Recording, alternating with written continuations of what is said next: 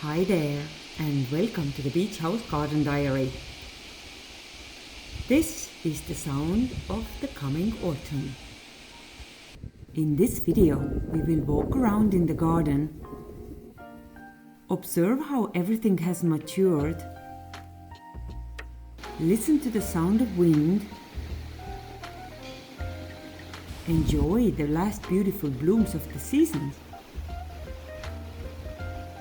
and get some important garden chores done, including the biggest harvest of the year. And no, I don't mean this apple when I said that. As starting from the end of August, everything starts to ripen with the speed of light. It was the latest time to harvest my potatoes. In the springtime, we planted exactly 5 kilograms of seed potatoes with my mom and mulched them when they already had started growing.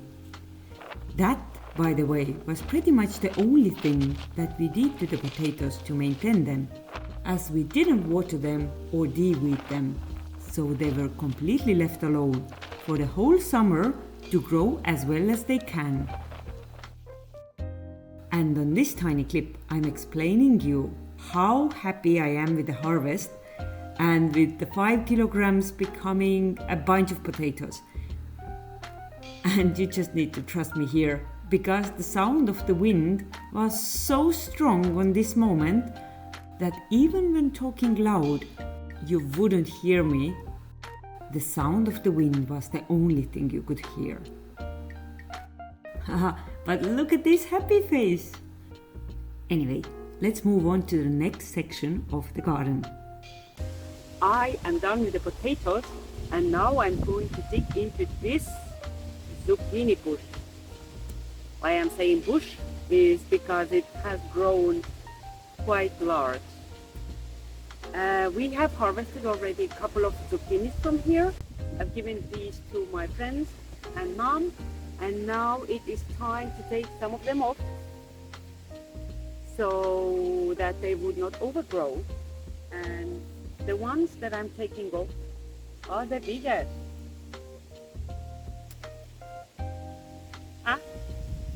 I guess we can all agree that a dedicated gardener wouldn't let the zucchinis to grow that big.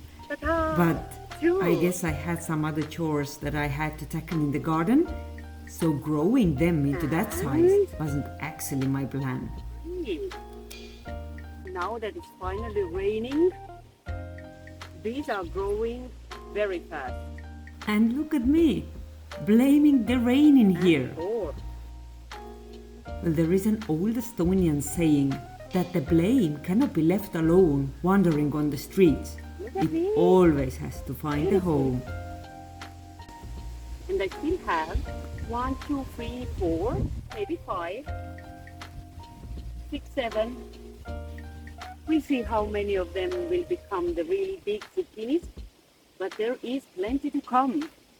And from the positive side, there's no chores of harvesting every day when you let them grow. And do I know that I shouldn't grow them that big? Yes, I do know. But I didn't have time before. So you just pick them up once they have reached the size of the pumpkin. All right. Another one. Luckily, it is a little bit easier with tomatoes. They just start to rot if you don't pick them on time. I already took that much yesterday, so I'm very pleased with the tomato harvest that I can have from this.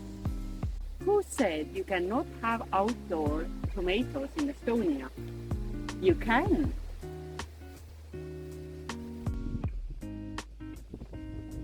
Yoo-hoo!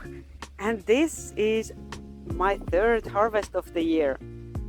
I'm excluding tiny little harvests for the tomatoes and potatoes beforehand.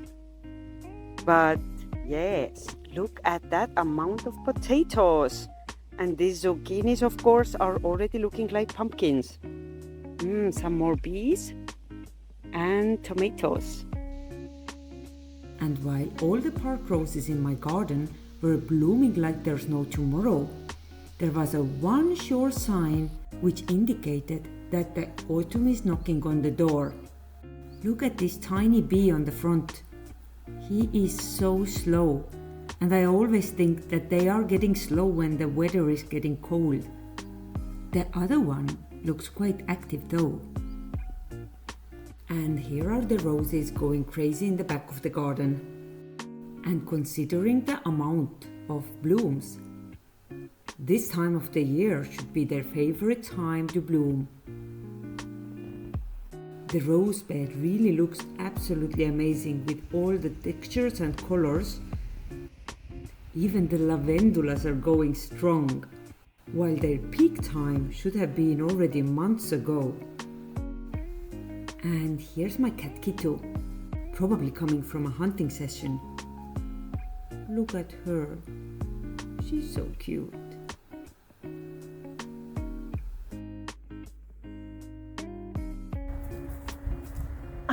I cannot believe that, but suddenly I found some energy to tackle this very super ugly white bag in the corner of my garden.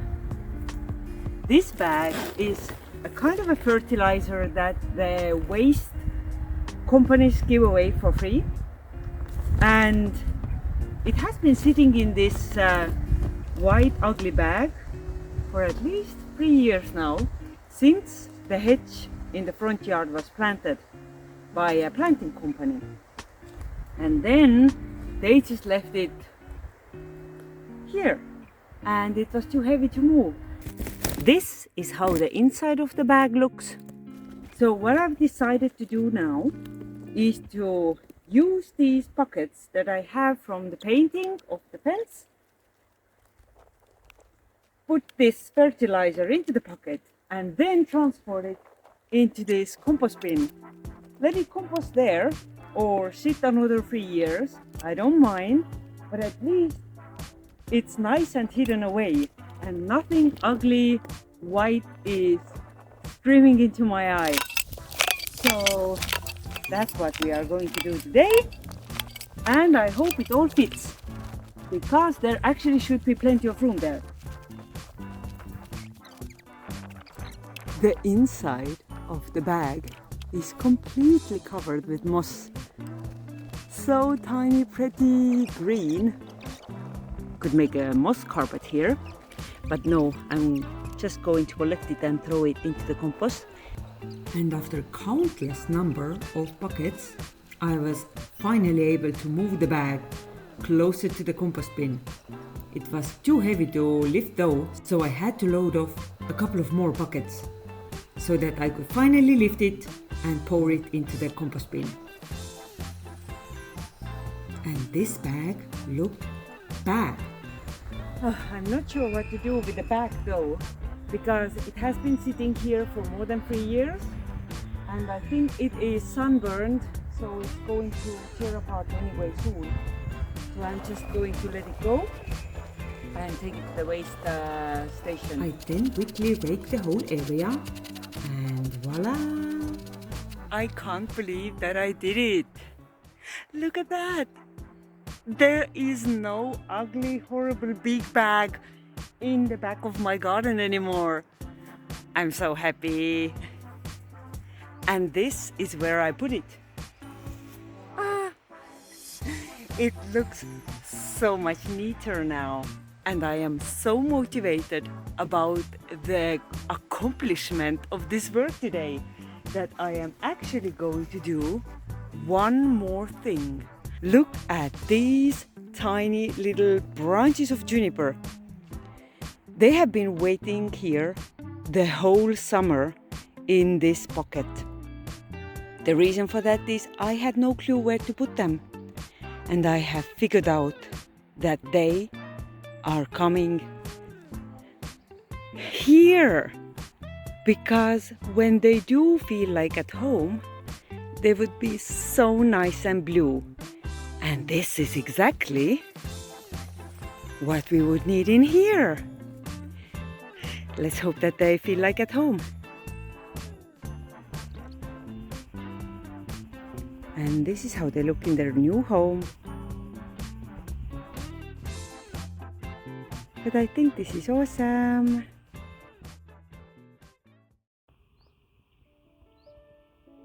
But as the days passed, there was another sign that kept on repeating that the autumn is on its way. With every passing day, the mornings were becoming more and more misty. Obviously, that is a stunning sight, especially when the sun is only rising and shines through all the tiny water crystals. And they are everywhere. Only in these moments one would actually acknowledge how much life there is around us all the time, because somebody has knitted these nets. My arborvitae hedge was looking like somebody had crocheted a tiny beautiful crystal net all over that. And the junipers were just glowing in the morning sun. The mist almost looks like it is frost, but no, it's just tiny pieces of water crystals.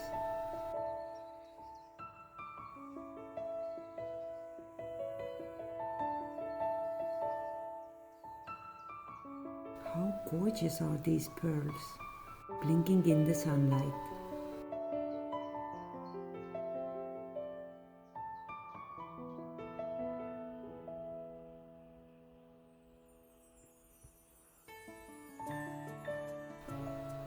And even in the shadow, where I have my blue-looking conifers like mountain pines, Meyer junipers, tiny little pine with some self-seeded rucolas, and some blue-looking arborvitae, the mist is absolutely gorgeous.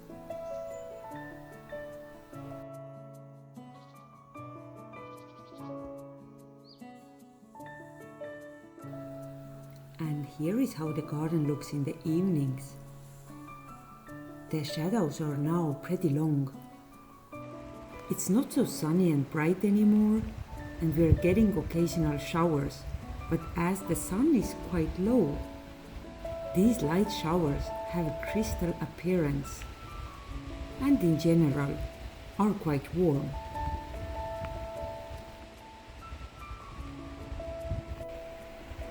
These are the couple of shots from the limegrass bed.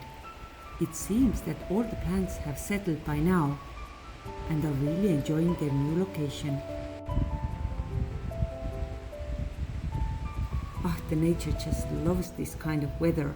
Still enough warm and plenty of water. And that also makes the mushrooms grow. So here I am, after being away from home for 1 week, collecting all the mushrooms that had grown within this time. I had at least 25 parasol mushrooms growing in the back of my garden. I was sharing these with my family and friends, as these are known to make a good vegan schnitzel. This is a mushroom wonderland. Thank you so much for watching this video until the end. I'm finishing here with some last beautiful sights to the back of my garden. I wish you all the best, and I hope to see you back in here for the next gardening adventures. Take care.